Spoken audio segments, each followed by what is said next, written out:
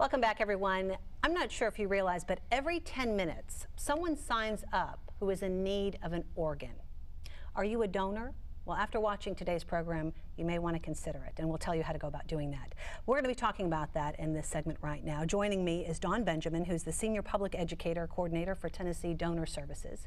And also we have Lee Luster and Daryl Knight, who have a special story they're going to be talking about here in just a moment. But first, we want to put our attention to Dawn, and just, if you wouldn't mind, Dawn, tell us a little bit about organ donation.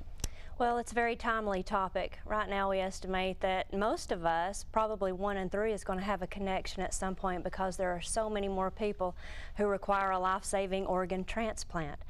So it is a very important subject to talk with our families, and we'll get into that a little bit more about some of the other statistics that we have. But it is a topic, like I said, probably 1 in 3 of us will have a connection with a friend or family member who is in that situation. Dawn, can you tell us who is eligible to be an organ donor for folks out there who might be interested? Potentially anyone, when they pass away, could be an organ donor. We always tell people when they're considering documenting their decision, don't rule yourself out because of a health condition or age. You know, any age could be a donor. It's all about the health of the person and the health of each organ. Best example of that is with the liver. We have cases in our service area where people were in their 90s, they passed away, and they were still able to pass on that gift of life because they had a healthy liver. So you never know what you might be able to give. And speaking of that, we have a lot of organs in our body. So specifically talk about which ones are able to be recovered for transplant. Okay, there are actually 8. We have the heart, the lungs, the liver, the pancreas, the kidneys, and the small intestine. Those are the organs that you can donate. Very good. All right. Well, I'm going to go ahead and reintroduce you again, of course, to Lee Luster and Daryl Knight. These gentlemen made the trip today because they're going to talk about their special circumstance. Daryl, here, you had kind of a medical issue, Daryl. This was years ago when you were in the military, and you took medical leave because of that. Talk a little bit about what your health was like prior to your kidney transplant, which is what you had. Prior to it, it just was a lot of draining, mostly energy. I love to travel and go home. I'm from Florida. Just couldn't do it anymore. Just couldn't.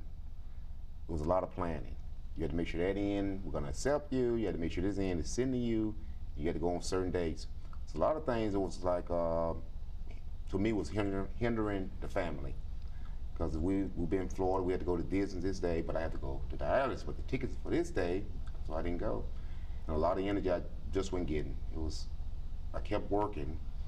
After work, I go to dialysis, and for about the next 20 hours, I was no good. Even going to work the next day, then you kick in and get a lot of energy. Then it drains again, then you're back on dialysis. Yeah. And well, you went through a lot, Daryl, given your, medical condition.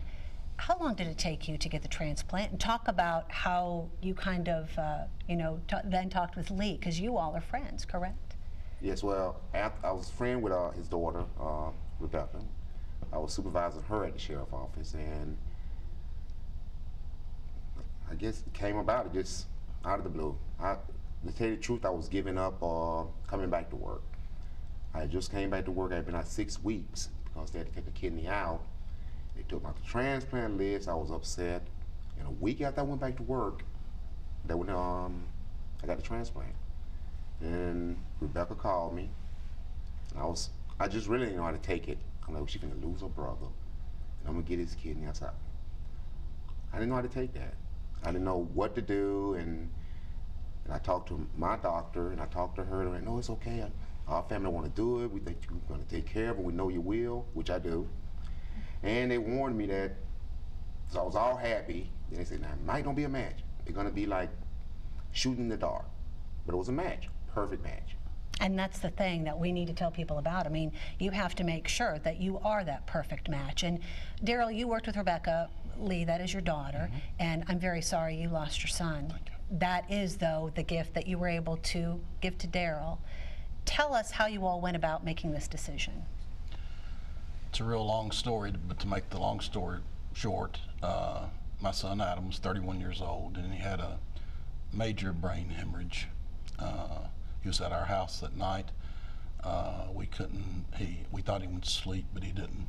And so we called 911. They came and took him to the hospital immediately. And The men at the EMT men thought he had had a stroke. When we got to the emergency room, a doctor was walking out and he said, "We've already done a scan. It's the largest brain hemorrhage I've ever seen." So the surgeon came in. He said, if Adam were 50 or 60, we probably wouldn't even try, but he's 31. We've got to give it a shot.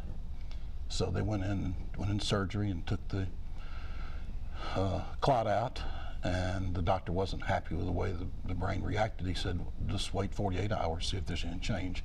Of course, he was on a respirator, and he never regained consciousness at all. And so we waited 48 hours praying for a miracle, and a miracle didn't happen. So we didn't want Adam to be on a ventilator or a respirator forever. We couldn't see that. And they had already done some tests and saw that he could not breathe on his own. He wasn't brain dead, but he was still breathing, but only with the help of the respirator. So we asked about organ donation and got in touch with Family Tennessee Donor Services, met with them twice. They answered all of our questions that we had. And we also found out then that in Tennessee, you can designate who you'd like to receive certain organs. And if they match, which is a long shot, like Daryl said, then they would get them regardless of where they are on the list. They have to be on the list. Wow. But regardless of where they are, if it's a match, they get them. So my daughter Rebecca had worked with Daryl for years and said he's not in good shape at all. He needs a kidney. Let's give it a shot. My wife and I had a friend and his wife and family up in Indiana, outside Indianapolis, and his name is Mark, same age as Daryl. He had been on dialysis at home at night for 11.5 hours every night for 5 years straight. So you were able to, We designated him, yeah, give it to and they were both perfect matches. And that is pretty unbelievable. That's And what I'm told. you all, obviously, you know, you were friends before, but what a special bond you share. And again, I'm very sorry for your loss, Lee. And you know, you mentioned you were hoping for a miracle, and in some ways, Daryl kind of received that miracle because, and you can speak to this, Dawn, you know, not everybody's ever going to be a perfect match, and some people wait on that transplant list because they don't receive that kind of news. Yeah, this is an exceptional story. I mean, I have no idea. We were talking about before the program what the odds would be that one, even two people would be matches for someone that you designate that you want to see if they're a match, you know. So just a wonderful story. And I think from their story too, we see, you know, a lot of times in the news we see stories about recipients and how their life was saved, and that's wonderful. But we don't a lot of times hear from the donor's perspective and how important that is for the family left behind, that their loved one was able to leave that legacy behind, that something positive came from a tragedy. Absolutely, and in this scenario, that's exactly the case. And Lee, just as you said, you were able to help more than just one friend. You were able to help another as well. Plus other people too that we don't know who they were. There were other organs and tissue and so forth taken. Just as a sidelight, Mark, the other receiver in Indiana, his brother-in-law passed away suddenly this summer, over 3 years after it, and he wanted to be an organ donor. We went to his memorial service, and I met with the man at Indiana Donor Services, and he advised us that his donation had either saved or improved 78 different people.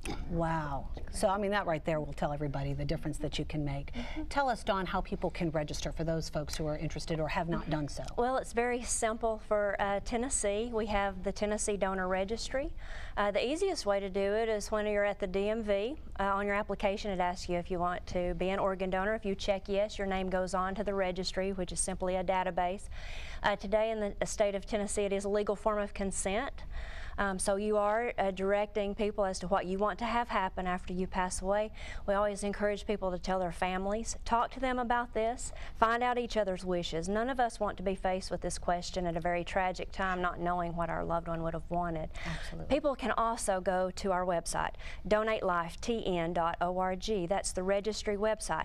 It's not necessary to wait to go to the DMV.